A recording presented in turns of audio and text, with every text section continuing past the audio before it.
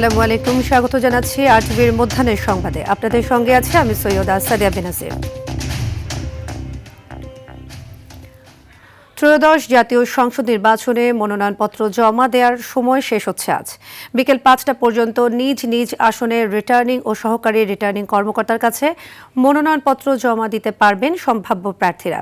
সকালে সেগুনবাগিচায় আঞ্চলিক নির্বাচন কার্যালয়ে বিএনপির ভারপ্রাপ্ত চেয়ারম্যান তারেক রহমানের পক্ষে ঢাকা ১৭ আসনের মনোনয়ন জমা দিয়েছেন বিএনপি চেয়ারপারসনের উপদেষ্টার নেতৃত্বে দলের নেতাকর্মীরা। গত ১১ ডিসেম্বর তফসিল ঘোষণার পর থেকে রোববার দুপুর ২:৩০ পর্যন্ত ২,৭৮০ জন প্রার্থী মনোনয়নপত্র সংগ্রহ করেছেন। তবে এখন পর্যন্ত মাত্র ৩৩ জন প্রার্থী তাদের মনোনয়নপত্র জমা দিয়েছেন।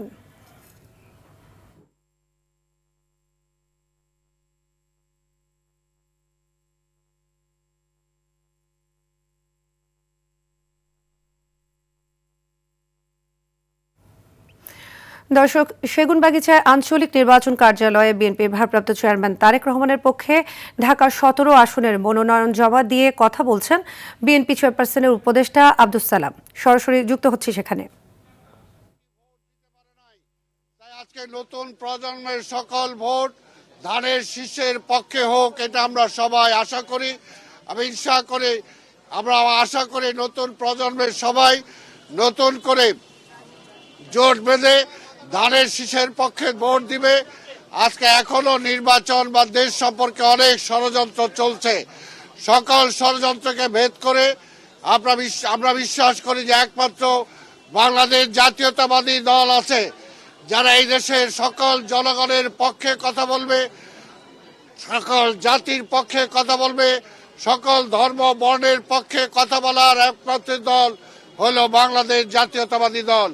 পুরুষের পক্ষে মহিলার পক্ষে কথা বলার জন্য দল হলো বাংলাদেশ জাতীয়তাবাদী দল।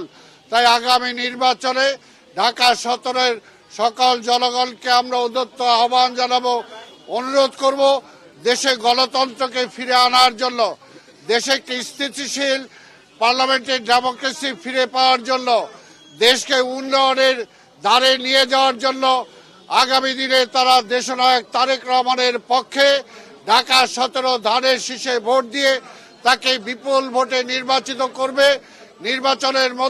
আগামী নির্বাচনের মধ্য দিয়ে তিনি সংসদ নেতা হিসাবে অবশ্যই তিনি শপথ গ্রহণ করবেন, সরকার প্রধান হিসাবে তিনি দায়িত্ব পালন করবেন।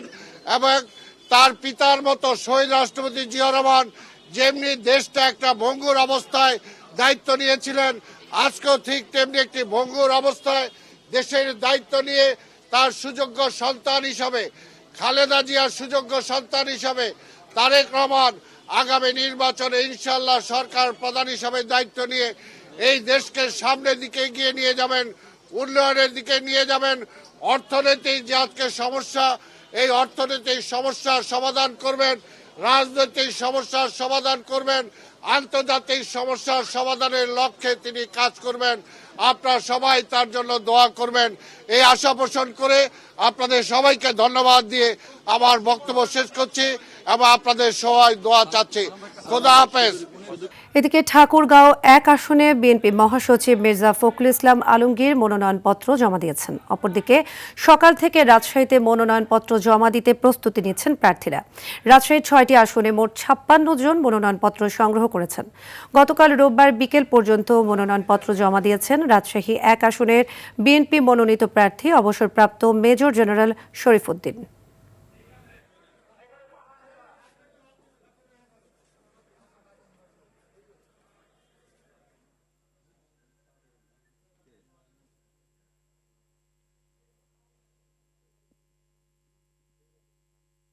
আমি পরম করুণাময় আল্লাহর কাছে শুকরিয়া আদায় করতে চাই, যেখানে আমি মনোনীত হয়ে জনগণের কাজ করার একটা সুযোগ পেয়েছি। যদি আমরা সুযোগ পাই, জনগণের ভালোবাসায় যদি আমরা নির্বাচিত হতে পারি, তাহলে নিশ্চয়ই আমরা এই ঠাকুরগাঁও অঞ্চলের উন্নয়ন, সামাজিক পরিবেশকে উন্নত করা, এখানে শিক্ষা প্রতিষ্ঠানগুলোকে উন্নত করা, আমাদের আর্থসামাজিক ব্যবস্থাকে উন্নত করা।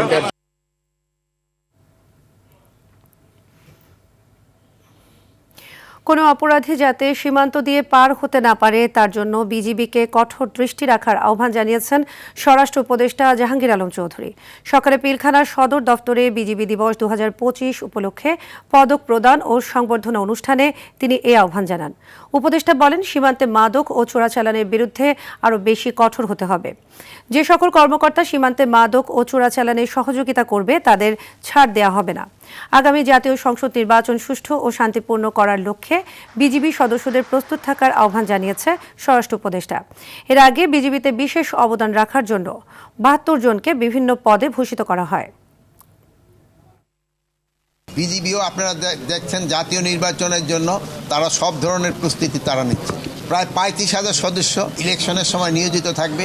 ফ্যাসিস্ট যারা আছে তারা তো সব সময় এইটা বাধা দেওয়ার চেষ্টা করবে, কিন্তু আপনাদের সবার সহযোগিতায় যদি থাকে নির্বাচন সুষ্ঠু, শান্তিপূর্ণ এবং উৎসব মুখর হবে। ত্রয়োদশ জাতীয় সংসদ নির্বাচনে মনোনয়নপত্র জমা দেওয়ার সময় শেষ হচ্ছে আজ। বিকেল 5টা পর্যন্ত নিজ নিজ আসনের রিটার্নিং ও সহকারী রিটার্নিং কর্মকর্তার কাছে মনোনয়নপত্র জমা দিতে পারবেন সম্ভাব্য প্রার্থীরা। রাজশাহী থেকে যুক্ত হচ্ছেন সহকর্মী মোজাম্মেল রকি। রকি, মনোনয়ন প্রত্যাশীদের উপস্থিতি কেমন দেখছেন? মনোনয়নের সবশেষ তথ্য আমাদের জানাবেন। ত্রয়োদশ জাতীয় সংসদ নির্বাচনের আজকে মনোনয়নপত্র জমা দেনের শেষ সময় দেখেছি রাজশাহীতে কনকনা শীত উপেক্ষা করে কিন্তু যারা প্রার্থী রয়েছেন এবং তাদের সমর্থক রয়েছেন তারা রিটার্নিং কর্মকর্তার এই কার্যালয়ে এসেছেন এবং তাদের প্রার্থী যারা রয়েছেন তারা কিন্তু মনোনয়নপত্র এরই মধ্যে জমা দিয়েছেন। এবং গতকাল থেকে এই পর্যন্ত আমরা যতটুকু আসলে দেখেছি যে মোট 3 জন এখন পর্যন্ত রিটার্নিং যিনি কর্মকর্তা রয়েছেন তার এখানে 3টি মনোনয়নপত্র জমা দিয়েছেন।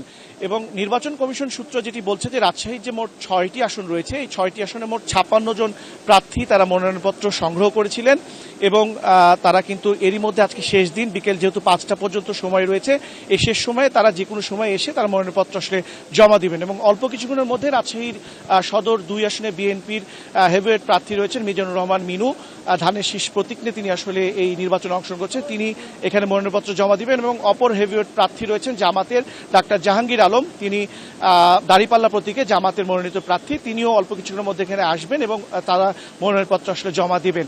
এবং তফসিল অনুযায়ী আসলে নিষ্পত্তি, আপিল এই সমস্ত বিষয়গুলো এবং মনোনয়নপত্র যে শেষ দিন সেটি হচ্ছে 20 জানুয়ারি কিন্তু সময়সীমা রাখা হয়েছে। এবং নির্বাচন কমিশনের পক্ষ থেকে আসলে যেটি বলা হয়েছে যে নির্বাচনের যারা প্রার্থী রয়েছেন তারা কিন্তু তার সমর্থক এবং তিনি সহ মোট 5 জন কিন্তু এই রিটার্নিং কর্মকর্তার কার্যালয়ে প্রবেশ করে তারা মনোনয়নপত্র রিটার্নিং যিনি কর্মকর্তা রয়েছেন তার কাছে জমা দিতে পারবেন।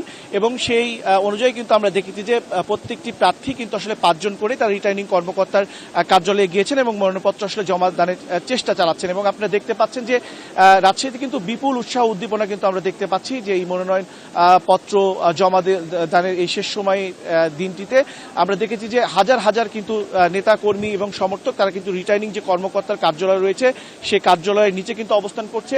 এবং আমরা রিটার্নিং কর্মকর্তার কার্যালয়ে কিন্তু প্রবেশের কিছুটা দূরে কিন্তু আমরা দেখেছিলাম সেখানেও কিন্তু কর্মী সমর্থক তারা রয়েছেন এবং বিএনপি বিশেষ করে জামাতের নেতৃবৃন্দ তারা কিন্তু এইখানে আসছেন এবং তাদের প্রার্থীদেরকে তারা সমর্থকদেরকে তারা সমর্থন জানাচ্ছেন এবং তারাও বেশ উদ্গ্রীব অবস্থায় রয়েছেন যে এই দীর্ঘদিন পর এই ত্রয়োদশ জাতীয় সংসদ নির্বাচনের যারা বিএনপি এবং জামাতের প্রার্থী অংশগ্রহণ করতে পারছে এবং তাদের মধ্যেও কিন্তু আসলে এক ধরনের উৎসাহ যে উদ্দীপনা সেটি কিন্তু এখন বিরাজ করছে।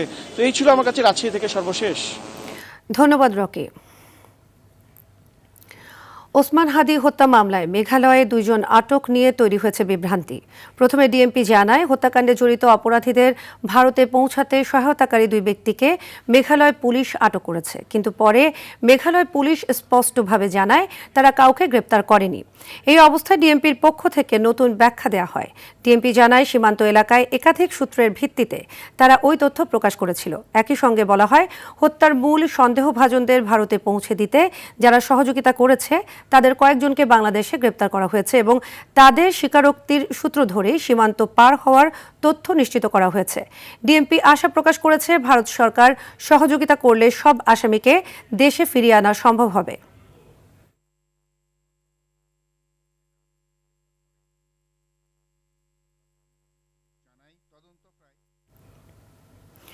সিরাজগঞ্জের চৌরাস্তা মোড়ে আব্দুর রহমান নামে এক কলেজ শিক্ষার্থীকে কুপিয়ে হত্যা করেছে একদল দুর্বৃত্ত। রবিবার বিকেলে সিরাজগঞ্জ পৌর শহরের চৌরাস্তার জনবহুল এলাকায় প্রকাশ্যে এ ঘটনা ঘটে। স্বজনরা জানায়, সিএনজিতে বসে থাকা অবস্থায় পূর্ব শত্রুতার জেরে রিয়াদকে চাপাতি ও চাকু দিয়ে জখম করে। গুরুতর আহত অবস্থায় সহপাঠী ও স্থানীয়রা তাকে Shaheed M Mansur Ali medical college হাসপাতালে নিলে চিকিৎসাধীন অবস্থায় সন্ধ্যায় মারা যায়। নিহত ওই শিক্ষার্থী ইসলামিয়া সরকারি কলেজের প্রথম বর্ষের শিক্ষার্থী ছিলেন। জুলাই গণ অভ্যুত্থানের প্রথম শহীদ আবু সাইদ হত্যা মামলার সাক্ষ্য গ্রহণ পর্বে তৃতীয় দিনের মতো জবানবন্দি দিচ্ছেন তদন্ত কর্মকর্তা রুহুল আমিন।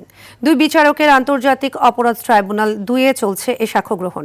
পরে এ ট্রাইব্যুনালেই জুলাই গণহত্যায় মানবতাবিরোধী অপরাধে কার্যক্রম নিষিদ্ধ আওয়ামী লীগের সাধারণ সম্পাদক ওবায়দুল কাদেরের একটি মামলার বিচারিক কার্যক্রম রয়েছে। সকালে আবু সাইদ হত্যা মামলার 30 আসামির গ্রেপ্তার 6 জনকে ট্রাইব্যুনালে হাজির করা হয়েছে।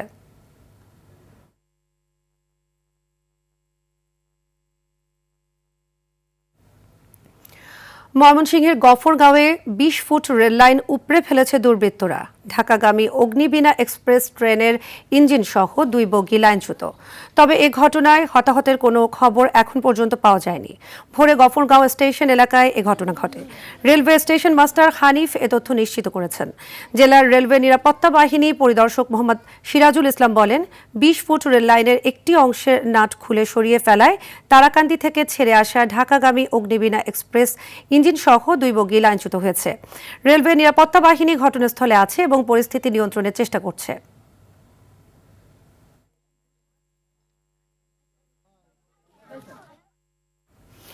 ঘন কুয়াশার কারণে ঢাকা মাওয়া এক্সপ্রেসওয়েতে সড়ক দুর্ঘটনায় অন্তত 9 জন আহত হয়েছেন। সোমবার ভোরে মুন্সিগঞ্জের শ্রীনগর উপজেলার রেল ওভারব্রিজের ঢালে এ দুর্ঘটনা ঘটে। এতে এক্সপ্রেসওয়ের ওই অংশে প্রায় 1.5 ঘন্টা যান চলাচল বন্ধ হয়ে পড়ে। ফায়ার সার্ভিস জানায়, কুমিল্লা থেকে ভাঙ্গাগামী একটি ট্রাকের চালক ঘন কুয়াশায় নিয়ন্ত্রণ হারিয়ে সড়কের পাশের রেলিংয়ের সঙ্গে ধাক্কা দেয়। এতে ট্রাকটি উল্টে গিয়ে চালক সহ ট্রাকে থাকা 9 জন গুরুতর আহত হন। তাদের উদ্ধার করে প্রথমে শ্রীনগর উপজেলা স্বাস্থ্য কমপ্লেক্স ও পরে উন্নত চিকিৎসার জন্য ফরিদপুর মেডিকেল কলেজ হাসপাতালে পাঠানো হয়েছে।